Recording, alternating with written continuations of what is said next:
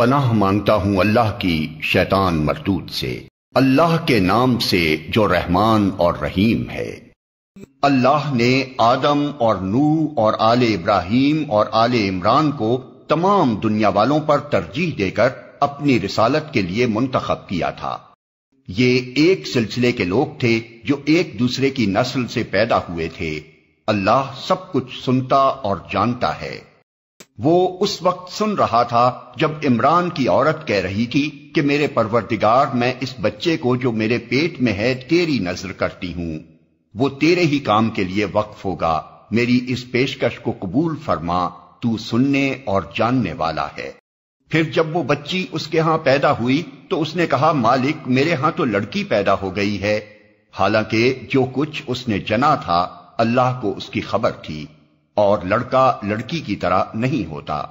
خیر، میں نے اس کا نام مریم رکھ دیا ہے، اور میں اسے اور اس کی آئندہ نسل کو شیطان مردود کے فتنے سے تیری پناہ میں دیتی ہوں۔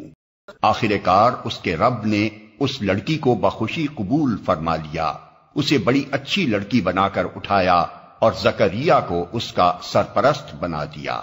زکریا جب کبھی اس کے پاس محراب میں جاتا تو اس کے پاس کچھ نہ کچھ کھانے پینے کا سامان پاتا۔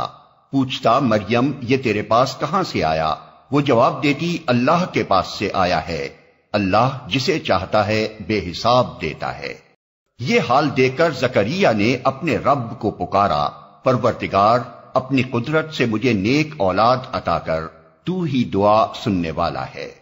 جواب میں فرشتوں نے آواز دی جبکہ وہ محراب میں کھڑا نماز پڑھ رہا تھا کہ اللہ تجھے یحییٰ کی خوشخبری دیتا ہے، وہ اللہ کی طرف سے ایک فرمان کی تصدیق کرنے والا بن کر آئے گا، اس میں سرداری و بزرگی کی شان ہوگی، کمال درجے کا ضابط ہوگا، نبوت سے سرفراز ہوگا اور صالحین میں شمار کیا جائے گا۔ زکریا نے کہا، پروردگار بھلا میرے ہاں لڑکا کہاں سے ہوگا؟ میں تو بہت بوڑھا ہو چکا ہوں اور میری بیوی بانجھ ہے۔ جواب ملا، ایسا ہی ہوگا، اللہ جو چاہتا ہے کرتا ہے۔ عرض کیا، مالک پھر کوئی نشانی میرے لیے مقرر فرما دے۔ کہا، نشانی یہ ہے کہ تم 3 دن تک لوگوں سے اشارے کے سوا کوئی بات چیت نہ کرو گے یا نہ کر سکو گے۔ اس دوران میں اپنے رب کو بہت یاد کرنا اور صبح و شام اس کی تسبیح کرتے رہنا۔ پھر وہ وقت آیا جب مریم سے فرشتوں نے آ کر کہا، اے مریم اللہ نے تجھے برگزیدہ کیا اور پاکیزگی عطا کی اور تمام دنیا کی عورتوں پر تجھ کو ترجیح دے کر اپنی خدمت کے لیے چن لیا۔ اے مریم اپنے رب کی تابع فرمان بن کر رہ، اس کے آگے سر سجود ہو، اور جو بندے اس کے حضور جھکنے والے ہیں ان کے ساتھ تو بھی جھک جا۔ اے محمد یہ غیب کی خبریں ہیں جو ہم تم کو وحی کے ذریعے سے بتا رہے ہیں، ورنہ تم اس وقت وہاں موجود نہ تھے جب ہیکل کے خادم یہ فیصلہ کرنے کے لیے کہ مریم کا سرپرست کون ہو اپنے اپنے قلم پھینک رہے تھے، اور نہ تم اس وقت حاضر تھے جب ان کے درمیان جھگڑا برپا تھا۔ اور جب فرشتوں نے کہا، اے مریم اللہ تجھے اپنے ایک فرمان کی خوشخبری دیتا ہے، اس کا نام مسیح عیسیٰ ابن مریم ہوگا، دنیا اور آخرت میں معزز ہوگا، اللہ کے مقرب بندوں میں شمار کیا جائے گا، لوگوں سے گہوارے میں بھی کلام کرے گا اور بڑی عمر کو پہنچ کر بھی، اور وہ ایک مرد صالح ہوگا۔ یہ سن کر مریم بولی، پروردگار میرے ہاں بچہ کہاں سے ہوگا؟ مجھے تو کسی شخص نے ہاتھ تک نہیں لگایا۔ جواب ملا، ایسا ہی ہوگا، اللہ جو چاہتا ہے پیدا کرتا ہے۔ وہ جب کسی کام کے کرنے کا فیصلہ فرماتا ہے تو بس کہتا ہے کہ ہو جا، اور وہ ہو جاتا ہے۔ فرشتوں نے پھر اپنے سلسلہ کلام میں کہا، اور اللہ اسے کتاب اور حکمت کی تعلیم دے گا، تورات اور انجیل کا علم سکھائے گا، اور بنی اسرائیل کی طرف اپنا رسول مقرر کرے گا۔ اور جب وہ بحیثیت رسول بنی اسرائیل کے پاس آیا تو اس نے کہا، میں تمہارے رب کی طرف سے تمہارے پاس نشانی لے کر آیا ہوں۔ میں تمہارے سامنے مٹی سے پرندے کی صورت کا ایک مجسمہ بناتا ہوں اور اس میں پھونک مارتا ہوں، وہ اللہ کے حکم سے پرندہ بن جاتا ہے۔ میں اللہ کے حکم سے مادرزاد اندھے اور کوڑی کو اچھا کرتا ہوں اور مردے کو زندہ کرتا ہوں۔ میں تمہیں بتاتا ہوں کہ تم کیا کھاتے ہو اور کیا اپنے گھروں میں ذخیرہ کر کے رکھتے ہو، اس میں تمہارے لیے کافی نشانی ہے اگر تم ایمان لانے والے ہو۔ اور میں اس تعلیم و ہدایت کی تصدیق کرنے والا بن کر آیا ہوں جو تورات میں سے اس وقت میرے زمانے میں موجود ہے، اور اس لیے آیا ہوں کہ تمہارے لیے بعض ان چیزوں کو حلال کر دوں جو تم پر حرام کر دی گئی ہیں۔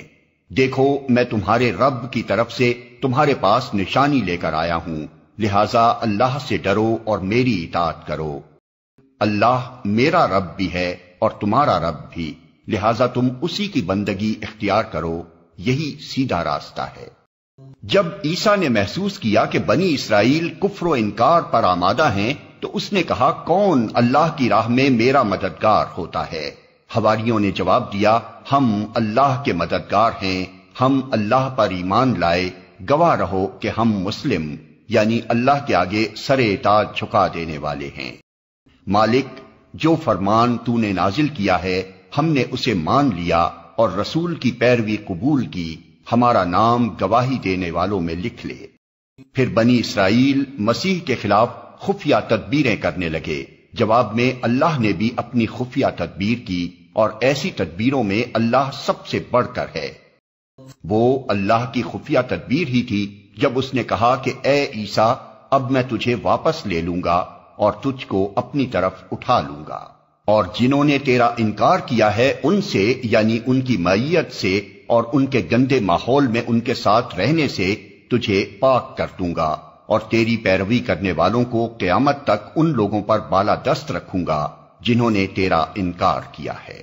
پھر تم سب کو آخر کار میرے پاس آنا ہے، اس وقت میں ان باتوں کا فیصلہ کر دوں گا جن میں تمہارے درمیان اختلاف ہوا ہے۔ جن لوگوں نے کفر و انکار کی روش اختیار کی ہے انہیں دنیا اور آخرت دونوں میں سخت سزا دوں گا، اور وہ کوئی مددگار نہ پائیں گے۔ اور جنہوں نے ایمان اور نیک عملی کا رویہ اختیار کیا ہے انہیں ان کے اجر پورے پورے دے دیے جائیں گے، اور خوب جان لے کہ ظالموں سے اللہ ہرگز محبت نہیں کرتا۔ یہ آیات اور حکمت سے لبریز تذکرے ہیں جو ہم تمہیں سنا رہے ہیں۔ اللہ کے نزدیک عیسیٰ کی مثال آدم کی سی ہے کہ اللہ نے اسے مٹی سے پیدا کیا اور حکم دیا کہ ہو جا، اور وہ ہو گیا۔ یہ اصل حقیقت ہے جو تمہارے رب کی طرف سے بتائی جا رہی ہے، اور تم ان لوگوں میں شامل نہ ہو جو اس میں شک کرتے ہیں۔ یہ علم آ جانے کے بعد اب جو کوئی اس معاملے میں تم سے جھگڑا کرے تو اے محمد اس سے کہو، آؤ ہم اور تم خود بھی آ جائیں اور اپنے اپنے بال بچوں کو بھی لے آئیں، اور خدا سے دعا کریں کہ جو جھوٹا ہو اس پر خدا کی لعنت ہو۔ یہ بالکل صحیح واقعات ہیں، اور حقیقت یہ ہے کہ اللہ کے سوا کوئی خداوند نہیں ہے، اور وہ اللہ ہی کی ہستی ہے جس کی طاقت سب سے بالا اور جس کی حکمت نظام عالم میں کار فرما ہے۔ پس اگر یہ لوگ اس شرط پر مقابلے میں آنے سے منہ موڑیں تو ان کا مفسد ہونا صاف کھل جائے گا، اور اللہ تو مفسدوں کے حال سے واقف ہی ہے۔ کہو، اے اہل کتاب، آؤ ایک ایسی بات کی طرف جو ہمارے اور تمہارے درمیان یکساں ہے، یہ کہ ہم اللہ کے سوا کسی کی بندگی نہ کریں، اس کے ساتھ کسی کو شریک نہ ٹھہرائیں، اور ہم میں سے کوئی اللہ کے سوا کسی کو اپنا رب نہ بنا لے۔ اس دعوت کو قبول کرنے سے اگر وہ منہ موڑیں تو صاف کہہ دو کہ گواہ رہو، ہم تو مسلم یعنی صرف خدا کی بندگی و اطاعت کرنے والے ہیں۔ اے اہل کتاب، تم ابراہیم کے بارے میں ہم سے کیوں جھگڑا کرتے ہو؟ تورات اور انجیل تو ابراہیم کے بعد ہی نازل ہوئی ہیں، پھر کیا تم اتنی بات بھی نہیں سمجھتے؟ تم لوگ جن چیزوں کا علم رکھتے ہو ان میں تو خوب بحثیں کر چکے، اب ان معاملات میں کیوں بحث کرنے چلے ہو جن کا تمہارے پاس کچھ بھی علم نہیں؟ اللہ جانتا ہے، تم نہیں جانتے۔ ابراہیم نہ یہودی تھا نہ عیسائی، بلکہ وہ تو ایک مسلم یکسو تھا، اور وہ ہرگز مشرکوں میں سے نہ تھا۔ ابراہیم سے نسبت رکھنے کا سب سے زیادہ حق اگر کسی کو پہنچتا ہے تو ان لوگوں کو پہنچتا ہے جنہوں نے اس کی پیروی کی، اور اب یہ نبی اور اس کے ماننے والے اس نسبت کے زیادہ حقدار ہیں۔ اللہ صرف انہی کا حامی و مددگار ہے جو ایمان رکھتے ہوں۔